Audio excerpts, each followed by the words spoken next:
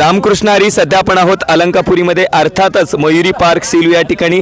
रात्रीचे आता 11 वाजलेले आहेत. वारकरी कीर्तन झाल्यानंतर महाप्रसादाचा लाभ घेत आहेत. त्यांना काय त्यांच्या भावना आहेत ते आपण जाणून घेण्याचा प्रयत्न करूयात. बाबा रामकृष्ण हरी. रामकृष्ण हरी, रामकृष्ण हरी. आज सकाळपासून 10 वाजल्यापासून इथं सेवेकरी सेवा करतात. रात्री 11 वाजलेत तरीसुद्धा ते सेवेमध्ये तत्पर आहेत. त्याचे मानले तेवढे, त्याला ऋणदच दिले तेवढे कमीच येतं. असे खूप असे असणारे त्याची मेहनत आहे, म्हणून त्यांना धन्यवाद.